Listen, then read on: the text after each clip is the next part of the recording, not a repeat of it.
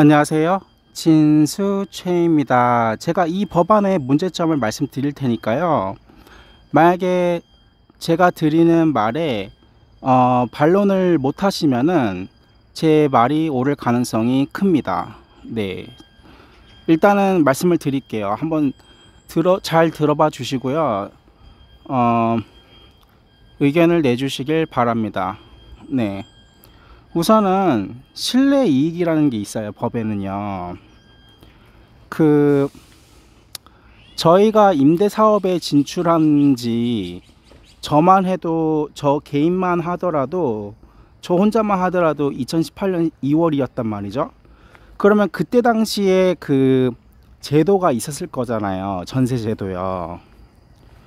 그런데 그때 당시에 전세 제도를 신뢰하고서, 그러니까 법적 안정성하고도 관련이 있는 거예요. 그 제도를 신뢰하고서 진입을 했단 말이죠. 그런데 이미 시장 진입은 되어 있는 상태인데 이거를 법률적으로 변경을 해버리시면은 그게 제도가 완벽하지는 않은 거잖아요. 그거는 인정하시죠? 정책이라는 게, 제도라는 게 모든 사람이 수혜를 받기가 쉽지 않을 수도 있는 거잖아요. 근데 이거는 그 악법의 여지가 너무 크다는 거죠.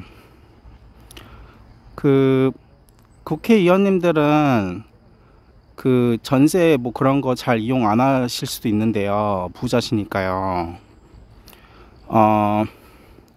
저희는요, 보증금을 안 돌려드린 적이 없어요. 저희 돈을 보태서라도 돌려드렸지 안 돌려드린 적이 없어요. 그러니까 이러한 불이익한 제도의 불이익을 받을 이유가 없다는 거죠.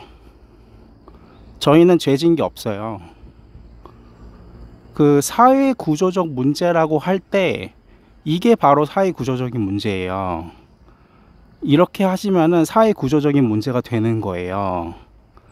또 한 가지는 일단 하나를 말씀드렸고요. 법적 안정성, 실내이익 보호, 이런 측면을 말씀드렸고요. 그리고 저희가 실무자라는 점. 네. 그 법안 발의하실 때 고민하셨겠죠. 나름대로 고민하셨을 거예요. 근데 어쨌거나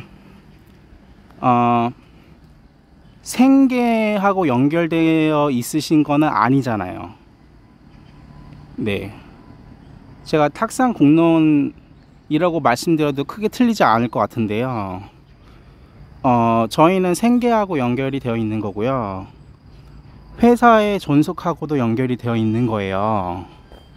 그러니까 굉장히 민감할 수밖에 없는 사안을 지금 건드리신 거고요. 네. 그리고 두 번째는 재산권 침해가 있죠. 네, 재산권 침해요. 네, 그 문제가 있죠. 한국은 아시잖아요. 한국이 어떤 나라인지 아시잖아요. 자본주의를 근간으로 하는 나라예요. 한국은요. 그 재산권 침해하시면 안 되고요. 그런 말도 있어요. 그 한국처럼 부동산 정책하는 나라는, 제가 모든 부동산 정책을 비판하는 건 아니에요. 그냥 이런 법안을 두고서 말씀드릴게요. 한국처럼 하는 나라는 공산주의도 그렇게는 안 하신대요. 물론 중국 같은 경우에는 토지를 개인이 보유할 수 없는 걸로 알고 있는데요. 그거는 아마 전 국민들이 이미 알고 계시고 제도적으로도 정착이 되어 있는 상태인 거잖아요. 그 위에 시장 경제를 쌓았단 말이에요, 중국은요. 그런데 이미 시장 진입이, 첫 번째로 돌아가는데요. 이미 시장 진입이 되어 있는 상태에서 제도를 그냥 휙 불이익하게 바꾸시면은, 그러면은 기존에 아무 피해 없이, 아무 피해를 주지 않은 선량한 임대 사업자들은 뭐가 되냐고요. 네. 그래서 두 번째는 재산권 침해가 있고요. 그게 5% 증액 룰도 있잖아요. 그것도 제정을 하신 거잖아요. 그런 것도 규제예요, 규제. 그런 것도 다분히 규제고요. 근데 5% 증액밖에 안 되는데 물가는 상승하잖아요. 그러면은 임대사업자들은, 기존의 임대사업자들은 다 손해를 볼 수 있는 구조인데요. 물가 상승률이 9년에 5%만 증가하지 않잖아요. 아세요? 그래서 두 번째는 재산권 침해가 있고요. 세 번째는 이거는 이제 근거라기보다는 제한에 가까운데요. 그 전세 사기 때문에 그러신 것 같은데 그 이유를 드실 수 있을 것 같아요. 솔직히 말하면은 저는 뭐 피해 의식일 수도 있겠지만요.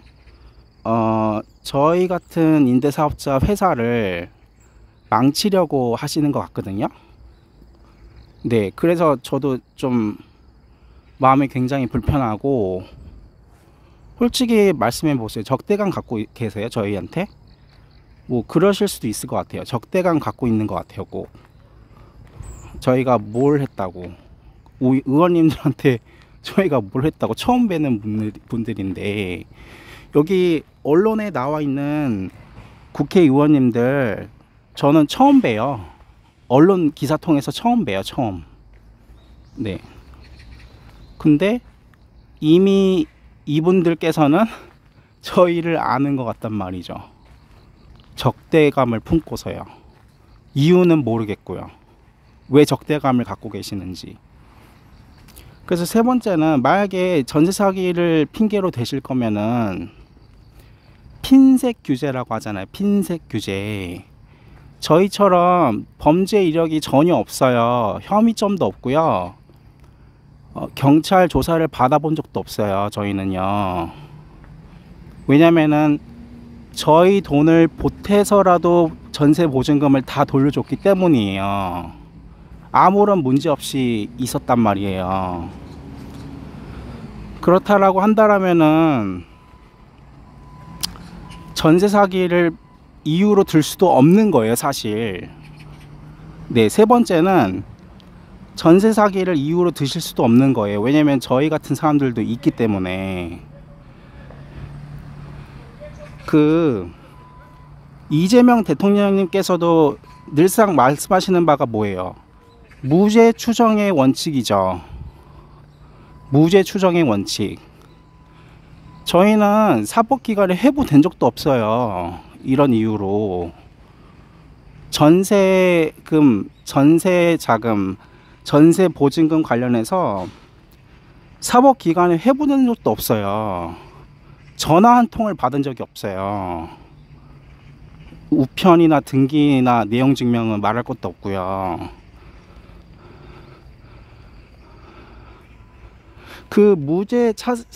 사실 그 무죄 추정의 원칙에 대해서도 할 말은 있는데, 제가 대통령님 말씀을 잘 들어봤어요. 경청을 했단 말이죠.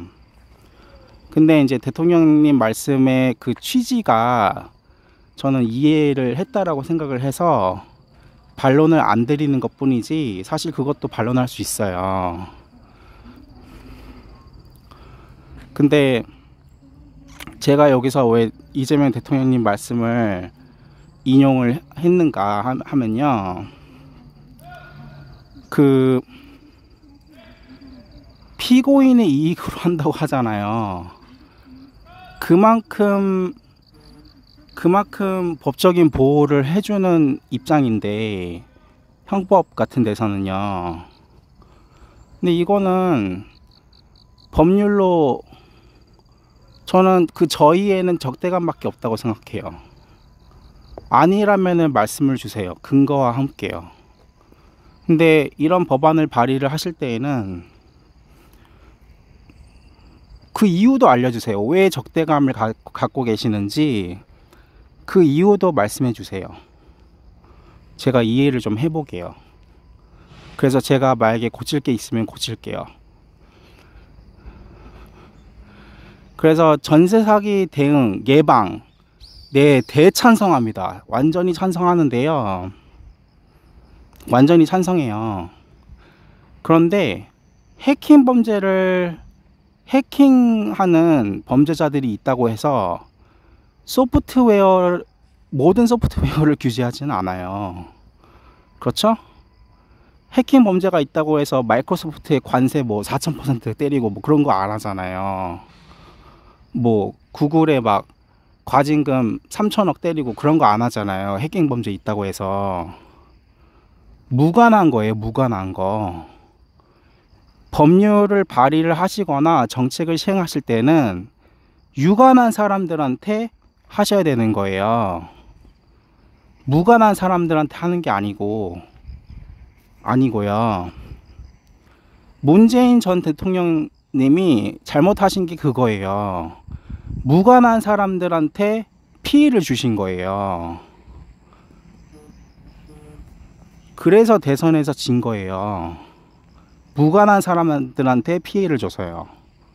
유관한 사람들한테 형법조차도 피고인의 이익으로 하는 거잖아요. 무죄 추정을 한다는 거는. 왜 무죄 추정을 하겠어요? 유죄 추정을 하지 않고 피고인의 이익으로 하기 때문에 그러는 거잖아요. 네. 형법조차도 그래요.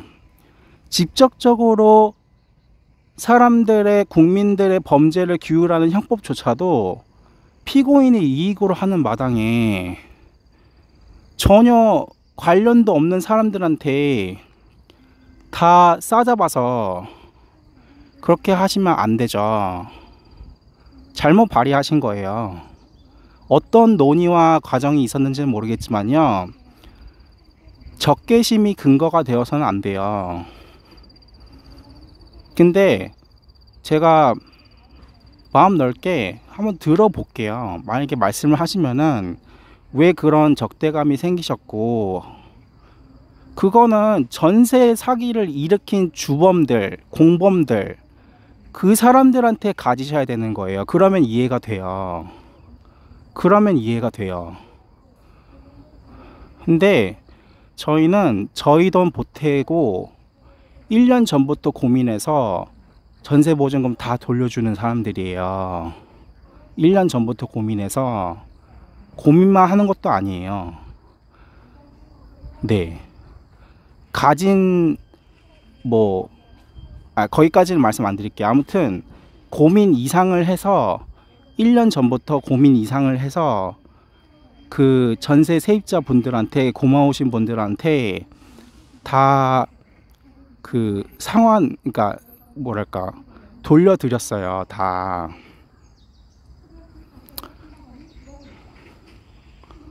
이제 3가지를 말씀드렸고요. 4번째는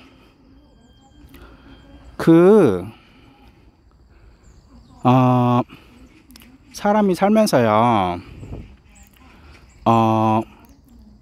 자신도 모르게, 자신이 의식하지도 모르는 상태에서 잘못을 하려는 경우가 있어요. 이미 잘못을 한 경우도 있고요. 자신은 의식을 못해요. 왜냐면 주변 사람들도 다 문제가 있는 사람들이거나 그러면요. 자신은 의식을 못해요. 근데 철학적으로 고민을 해보고 또는 시간이 지나고 나서는 분명히 알 수 있는 것들도 있겠죠. 근데 좀 짜증나는 게요. 저는 태어나서 미국에 체류한 적은 있었지만 불법 체류 아니에요. 합법 체류예요. 미국에 합법적으로 체류하고서 미국의 공립학교를 다닌 적은 있어요. 2년 10개월 정도까지요. 한 2년 한 8개월 이상요. 한 2년 10개월도 맞을 거예요. 2년 9개월 정도요. 근데 국적이 한국인이었거든요. 근데 그거를 그런데 그런 것도 모르시고서 저를 이제 차별하려는 의도인 거죠. 저희인 거죠. 저를 한국인으로 하지 않는다거나 저는 한국인이 아니다 이런 식으로 발언을 하시거나 생각하시거나 그거 위험한 거예요. 차별이에요, 차별. 그건 명백한 차별이에요. 그거는 제가 법적으로 문제 삼을 수 있을 것 같아요. 그리고 뭐 아시겠지만은 법적으로 문제 삼을 수 있는 거는 피해가 있기 때문에 그러는 거예요. 듣는 것도 싫어요. 듣는 것도 그런 거.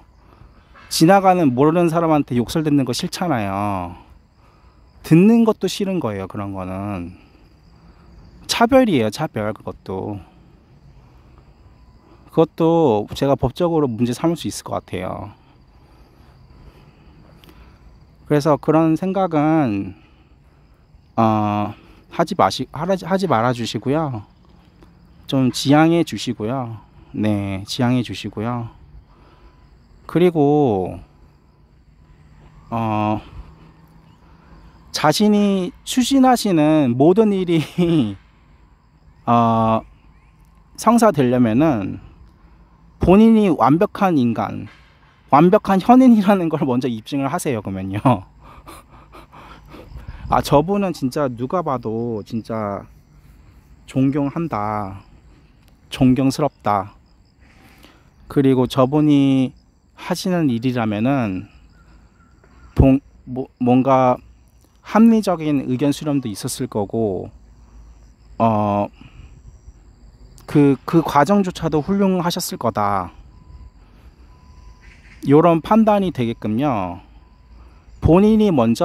자신이 먼저 완벽한 현인이라는 거, 완벽히 현명한 사람이라는 거를 입증을 하세요. 그런데 참고로 워렌 버핏님조차도 자신이 멍청했었다. 그때는 내가 멍청했었다. 스투피드 했었다. 이렇게 말씀을 하시거든요. 공개적으로요. 주주총회에서요. 공개적으로요.